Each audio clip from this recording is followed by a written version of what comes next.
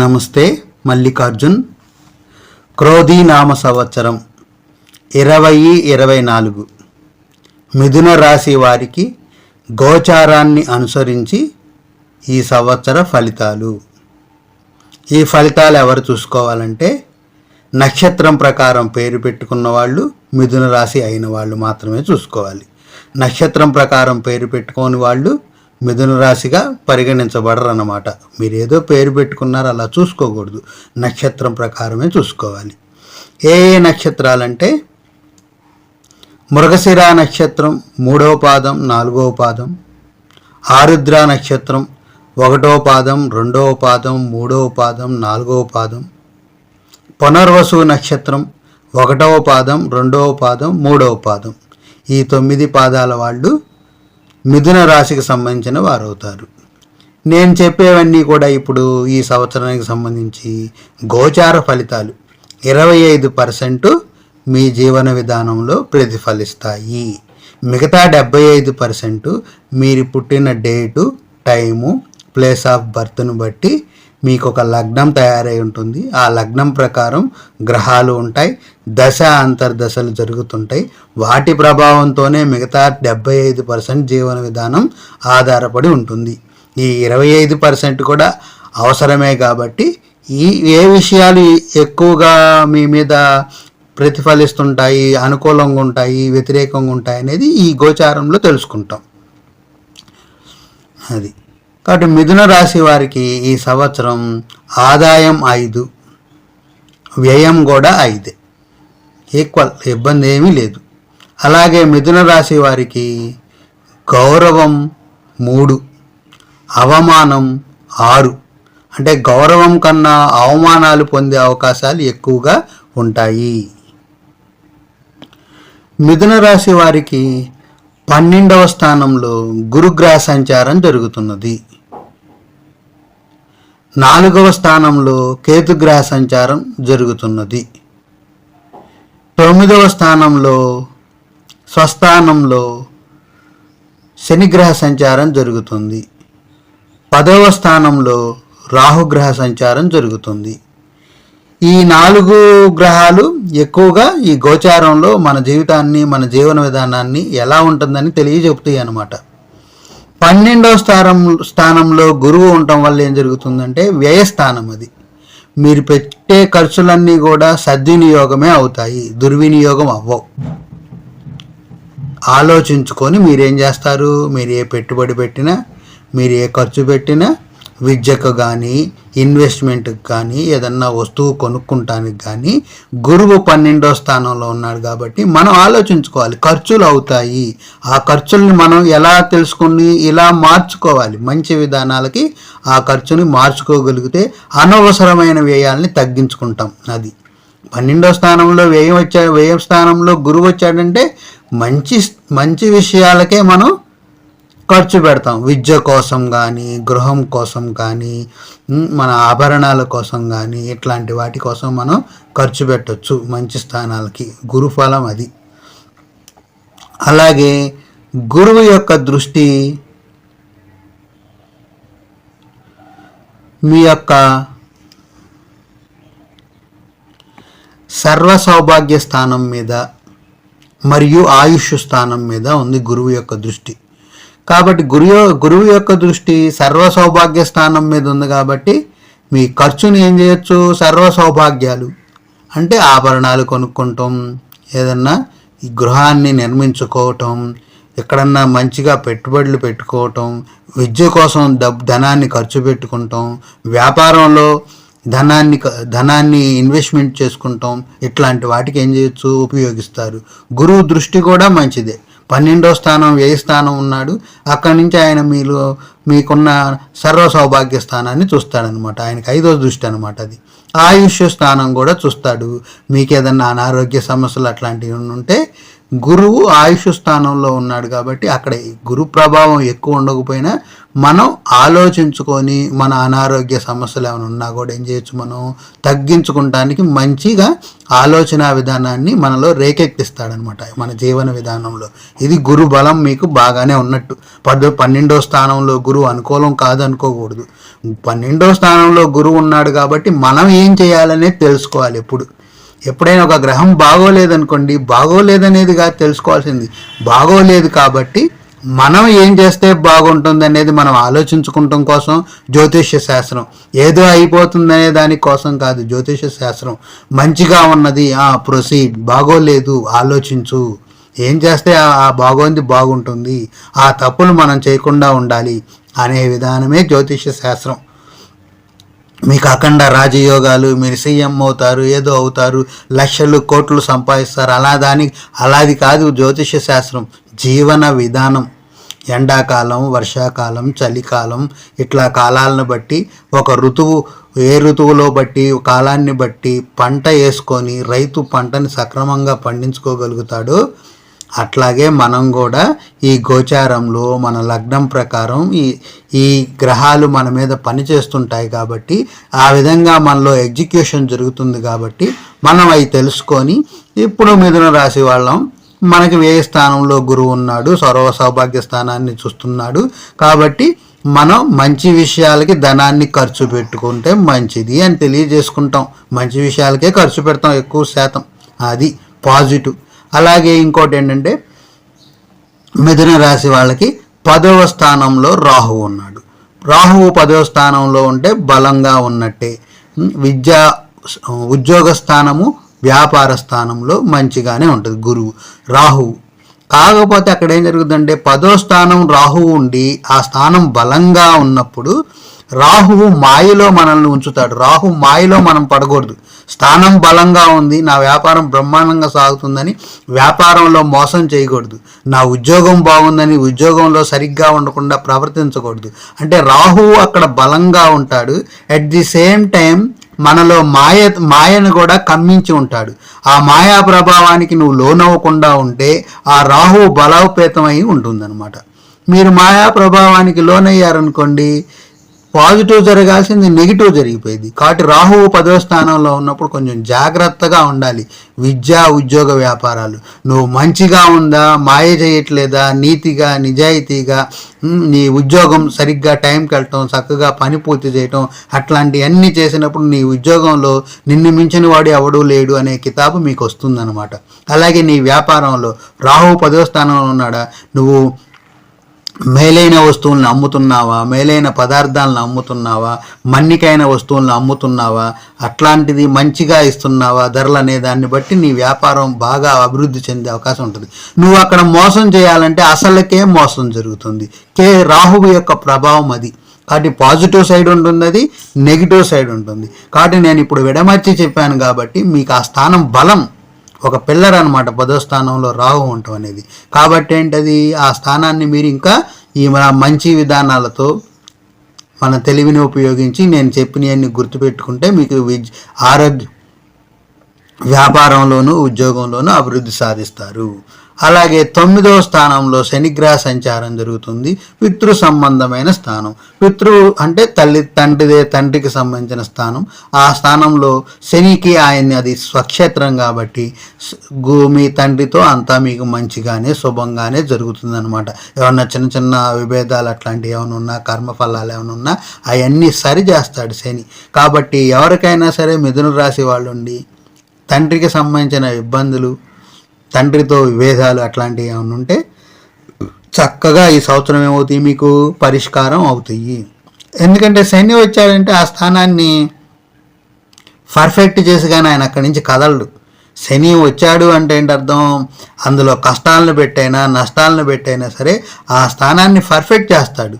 మంచి ఫలితాలు నీకు మంచిగా జరగాలంటే మంచి ఫలితాలు ఇచ్చి దాన్ని సరిచేస్తాడు, చెడుగా జరగాలంటే చెడు ఫలితాలు ఇచ్చి దాన్ని సరిచేస్తాడు. అది మనలో ఉంటుంది, మనం పాజిటివా నెగిటివ్ అని. మనం పాజిటివ్ అయితే ఆ పాజిటివ్ని ఇంకొంచెం పెంచేలాగా చేస్తాడు, మనం నెగిటివ్ అయితే ఆ నెగిటివ్ని డిలీట్ చేసేసి వెళ్ళిపోతాడు అనమాట.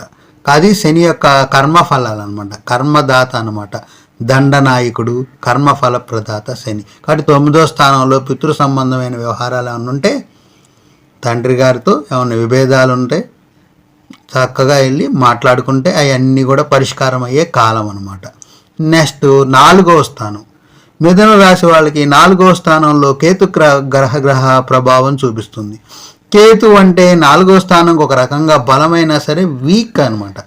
కేతు ఏ స్థానంలో అయితే ఉంటాడో ఆ స్థానం కొంచెం వీక్ అయిపోతుంది. కానీ మీకేం జరుగుతుంది, 4వ స్థానంలో కేతు ఉన్నా కూడా మీకు గురు దృష్టి ఉంది అక్కడ. ఆ స్థానం వీకే, గుర్తుపెట్టుకోండి. 4వ స్థానం సర్వ సౌభాగ్య స్థానం. ఇక్కడ వీక్ అంటే ఏం జరుగుతుంది, అది మాతృస్థానము, సర్వ సౌభాగ్య స్థానము, మన ఆస్తులకు సంబంధించిన స్థానము.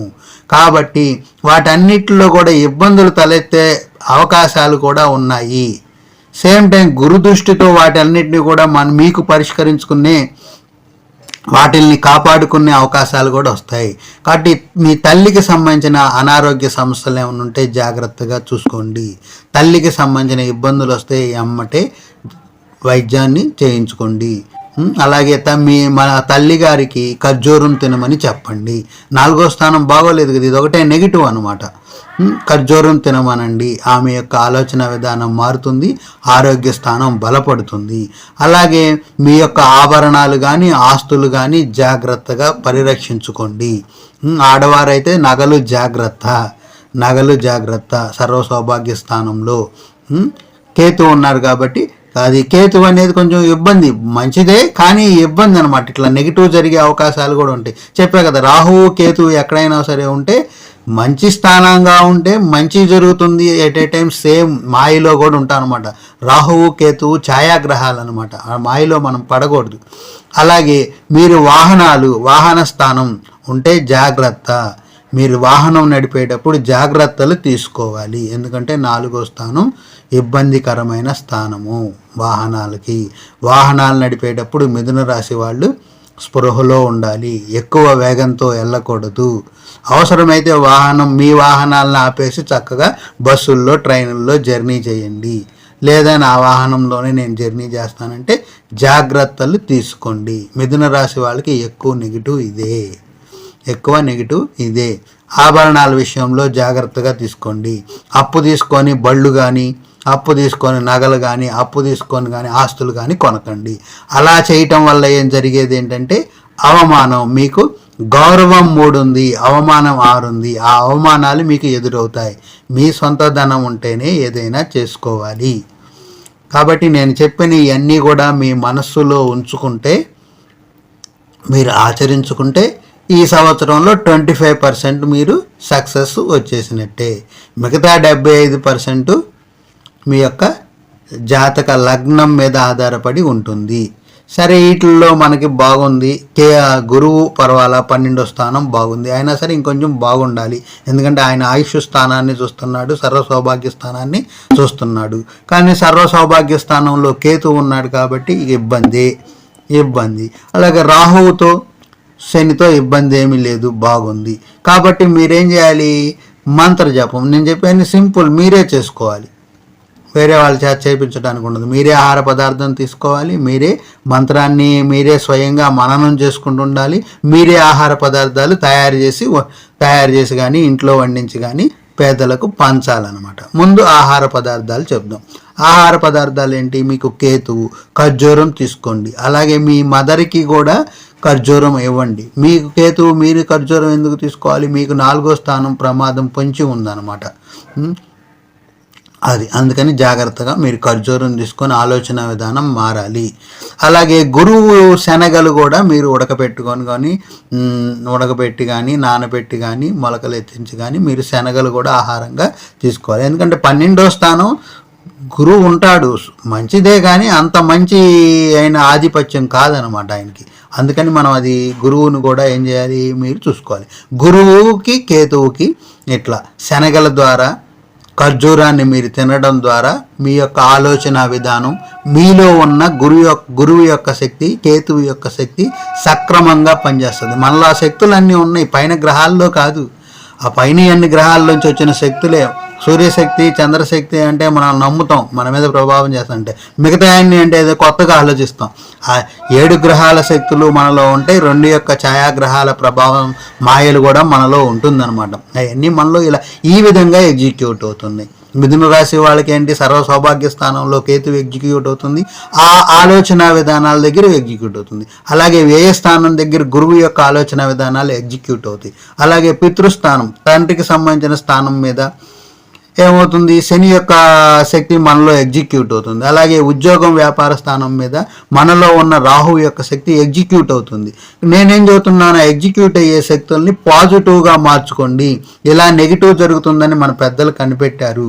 ఆ కనిపెట్టిన వాటిని మీరు అవి ఆలోచనలో పెట్టుకోండి. మీరు ఏదో చేయడానికి వెళ్ళలేదు, ఇదంతా ఆలోచన, స్కూలు పాఠం అంతే. మీరు చక్కగా విని మీ మనసులో ఉంచుకోవాలి. ఆ మనసులో ఉంచుకోవడం కోసం ఒక మంత్ర జపం, మంత్రాలకి ఏమీ చెయ్యవు. ఆ మంత్ర జపం ఏంటి, సంకల్ప బలం. సంకల్పం ఏంటి, ఇప్పుడు నాకు 4వ స్థానంలో కేతు ఉన్నాడంట, బాగోలేదంట, ప్రమాదం ఉందంట, వాహనాలు జాగ్రత్తగా నడపాలంట, తల్లి ఆరోగ్యం గురించి సంరక్షణ తీసుకోవాలంట, అలాగే మన ఆస్తుల గురించి ఆభరణాలు జాగ్రత్తగా కాపాడుకోవాలంట, ఇట్లా సర్వ సౌభాగ్య స్థానంలో జాగ్రత్తగా చూసుకోవాలంట. కాబట్టి ఇవన్నీ చేయాలంట అనే దానికి ఏంటి మనకి.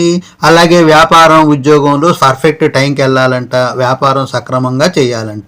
లేదంటే రాహు అనే ఆయన మనల్ని మాయ గమ్మించి మన వ్యాపారంలో కానీ ఉద్యోగంలో కానీ ఇబ్బందులు సృష్టిస్తాడంట.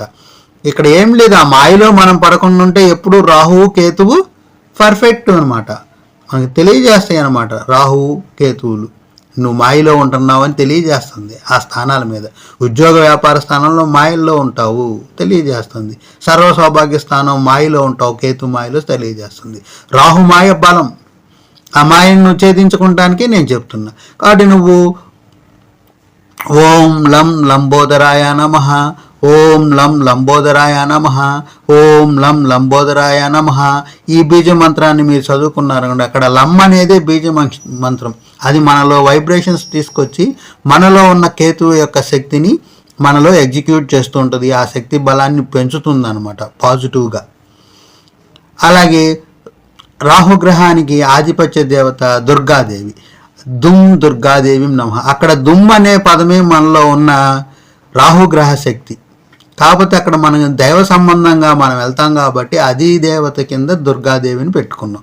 ఓం దుమ్ దుర్గాదేవి నమః, ఓం దుమ్ దుర్గాదేవి నమః, ఓం దుమ్ దుర్గాదేవి నమః, ఓం లం లంబోదరాయ నమః, ఓం లం లంబోదరాయ నమః.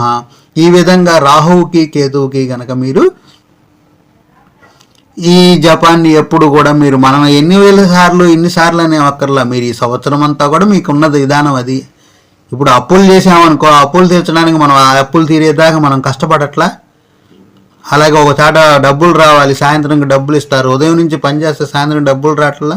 అట్లాగే మీకు ఈ సంవత్సరం అంతా ఈ ప్రభావం ఉంది కాబట్టి మీరేం చేయాలి, ఈ మంత్ర జపాలు రోజు చిన్నయే కదా, కూర్చున్నా నుంచున్నా పడుకున్నా ఖాళీ ఉన్నప్పుడల్లా మననం చేసుకుంటూ ఉంటే నేను చెప్పిన విషయాలన్నీ కూడా మీ సంకల్పంలో మీ మనస్సులో పై భాగంలో ఉంటాయి. అప్పుడు మీరు బండి నడిపేటప్పుడు జాగ్రత్తలు తీసుకుంటారు, ఆభరణాల పట్ల జాగ్రత్తలు తీసుకుంటారు, ఆస్తుల పట్ల జాగ్రత్తలు తీసుకుంటారు, ఖర్చుల పట్ల జాగ్రత్తలు తీసుకుంటారు. మీకు ఖర్చు 5, వ్యయం 5.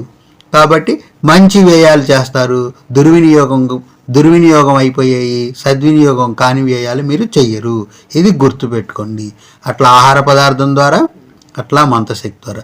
అలాగే గురువు కూడా వ్యయస్థానం ఉంది, 8వ స్థానాన్ని కూడా చూస్తున్నాడు. గురువు కూడా వ్యయస్థానంలో అంత మంచిది కాదనుకుంటే ఓం ద్రాం దత్తాత్రేయాయ నమః, ఓం ద్రాం దత్తాత్రేయాయ నమః, ఓం ద్రాం దత్తాత్రేయాయ నమః.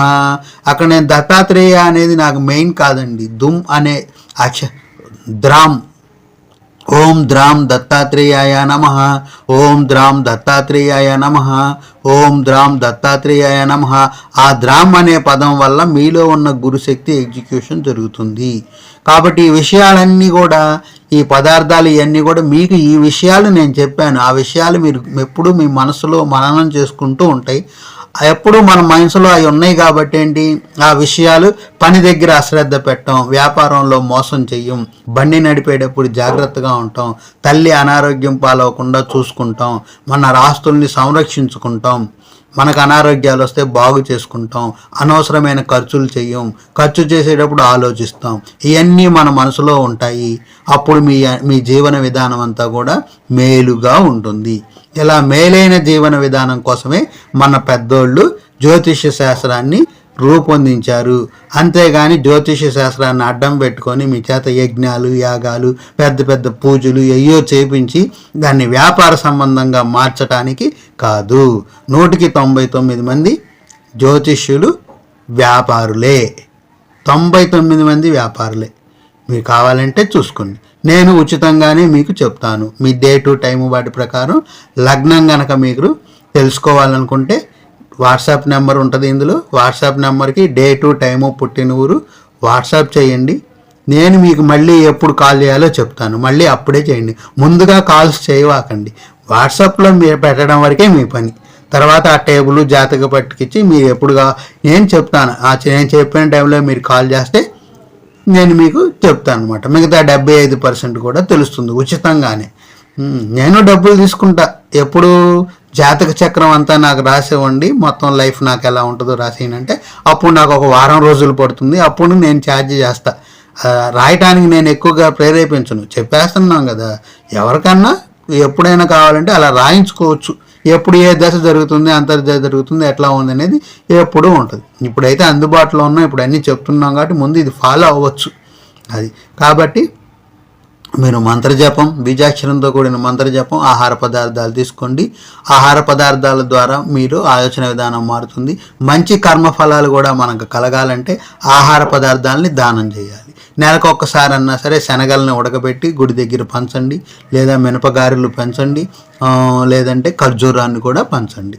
అది కాబట్టి అది ఆచరిస్తారని, మేలైన జీవన విధానాన్ని పొందుతారని మనస్ఫూర్తిగా కోరుకుంటూ మీ మల్లికార్జున్. ధన్యవాదాలు.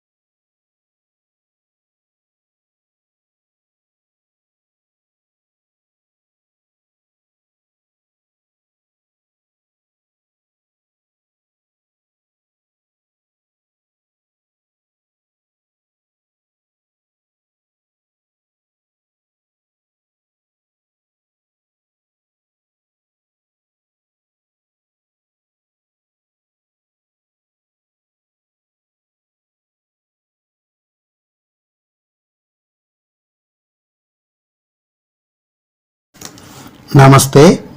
మల్లికార్జున్. క్రోధీనామ సంవత్సరం కర్కాటక రాశి వారికి గోచారాన్ని అనుసరించి ఫలితాలు. కర్కాటక రాశి వారికి ఆదాయం 14, ఖర్చు 2. ఆదాయం చాలా ఉంది, ఖర్చు 2. గౌరవం 6, అగౌరవం 6. ఎంతమంది గౌరవం ఇస్తారో అంతమంది తిట్టేవాళ్ళు కూడా ఉంటారు. జాగ్రత్త. పునర్వసు నక్షత్రం 4వ పాదం, పుష్యమి నక్షత్రం 1, 2, 3, 4 పాదాలు, అశ్లేష నక్షత్రం 1, 2, 3, 4 పాదాల వారికి కర్కాటక రాశి అవుతుంది. ఈ నక్షత్రాల ప్రకారం పేరు పెట్టుకున్న వాళ్ళు మాత్రమే ఈ రాశి ఫలితాలు వినండి, ఆచరించండి, జీవన విధానాన్ని మార్చుకోండి. నక్షత్రం ప్రకారం కాకుండా పేరు పెట్టుకున్న వాళ్ళకి ఈ రాశి ఫలితాలు వర్తించవు. జ్యోతిష్యం చూసుకోకూడదు. ఎందుకంటే నక్షత్రాన్ని ప్రకారమే మీలో ఉన్న శక్తిని బట్టి ఈ గోచార ప్రభావాలు మీ మీద ఇలా చూపిస్తాయని మేము చెప్తుంటాం. కర్కాటక రాశి వారికి తృతీయ స్థానంలో 3వ స్థానంలో కేతుగ్రహ సంచారము, 8వ స్థానంలో శనిగ్రహ సంచారము, 9వ స్థానంలో రాహుగ్రహ సంచారము, 11వ స్థానంలో గురుగ్రహ సంచారం జరుగుతుంది.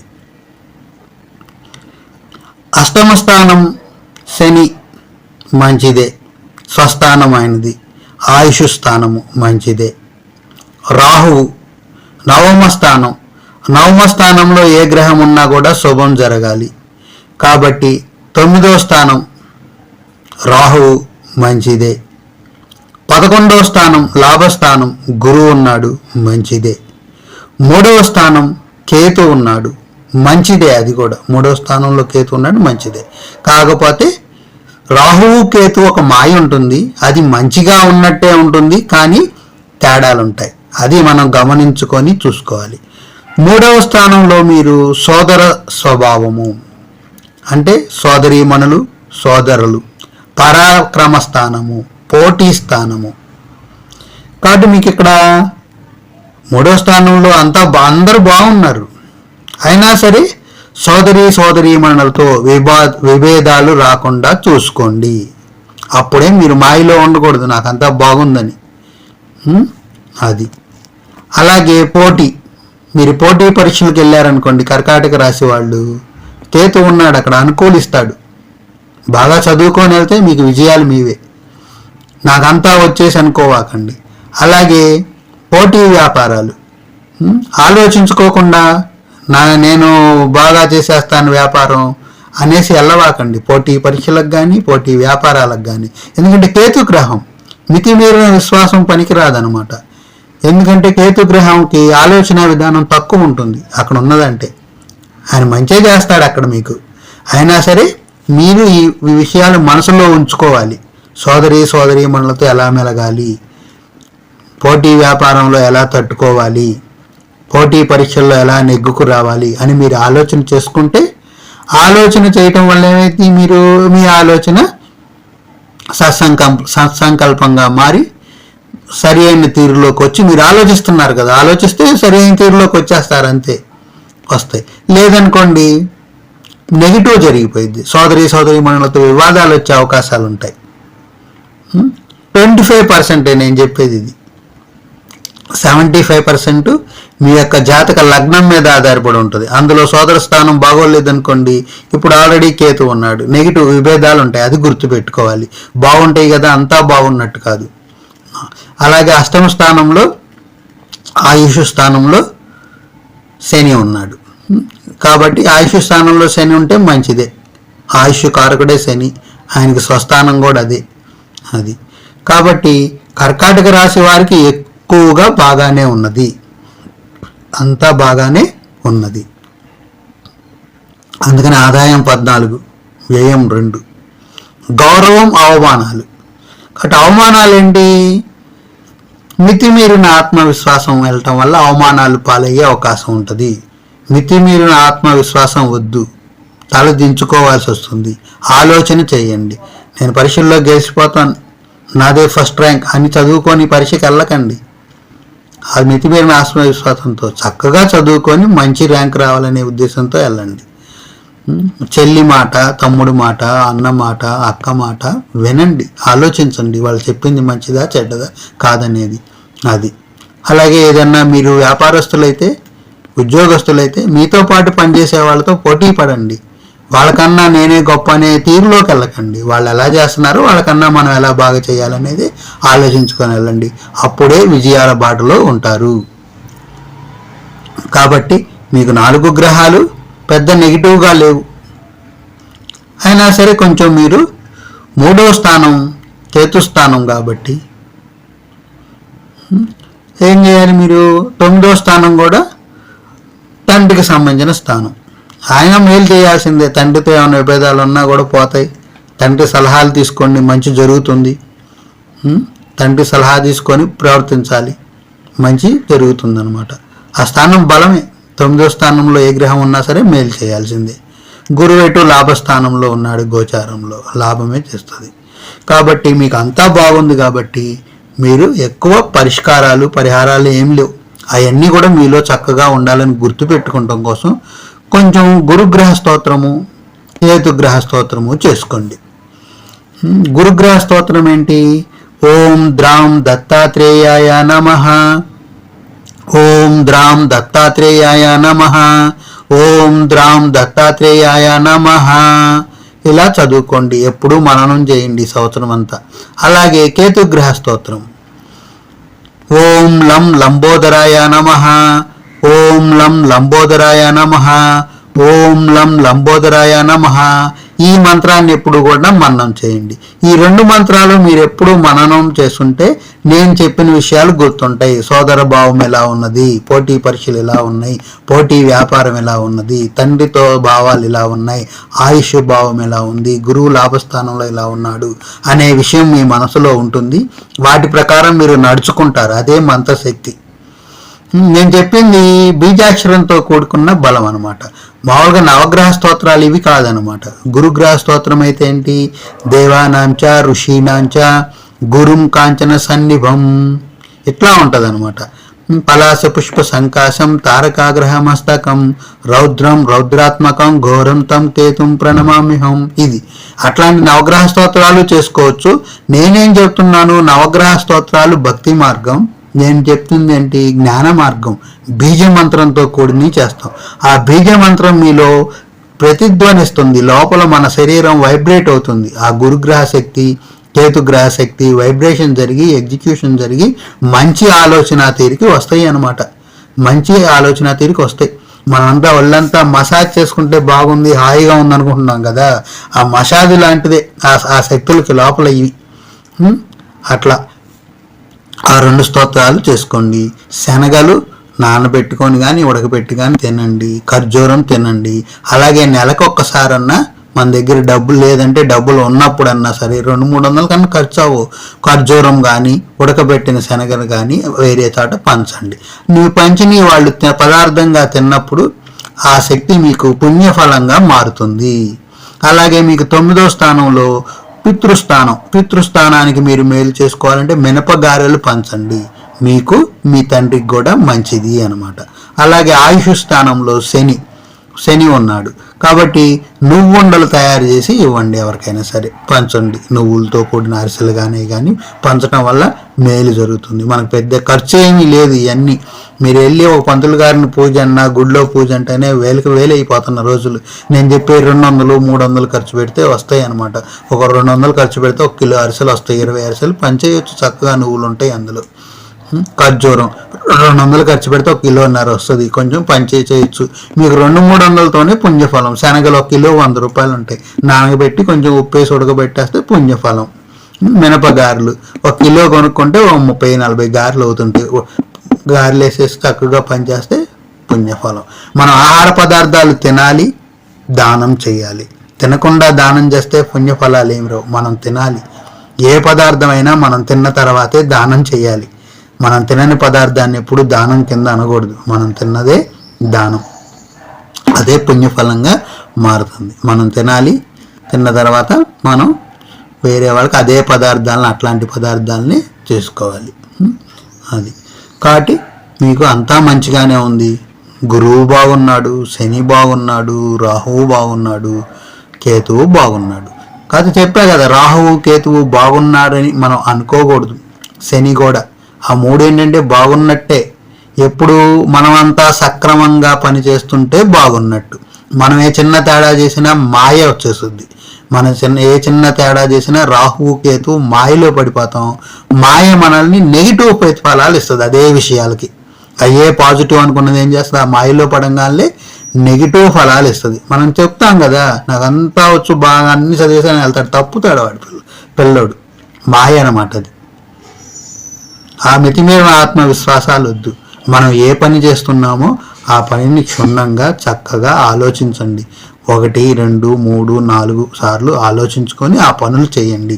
ఆ విషయాల్లో సోదరీమణుల స్థానం, వ్యాపార స్థానం, భాగస్వామ్య స్థానం, పోటీ పరీక్షలు, పోటీ వ్యాపారాల స్థానం, తండ్రికి సంబంధించిన విషయాలు, అది ఆయుష్ స్థానంలో శని. కాబట్టి శని ఆయుష్ స్థానంలో ఉన్నాడు కాబట్టి మీరు ఏదైనా అనారోగ్య స్థానాలతో కనుక ఉంటే మీరు వాటికి వైద్యం చేయించుకుంటే ఆయన అక్కడ ఉన్నాడు కాబట్టి తొందరగా నయమైపోతుంది. అది కాబట్టి ఇవన్నీ కూడా మీరు ఆహార పదార్థాలని భుజించటం ద్వారా, మంత్రజపాన్ని పఠించటం ద్వారా, పేదలకు పంచటం ద్వారా మీరు మేలైన జీవనాన్ని పొందుతారని ఆశిస్తూ మీ మల్లికార్జున్. ధన్యవాదాలు.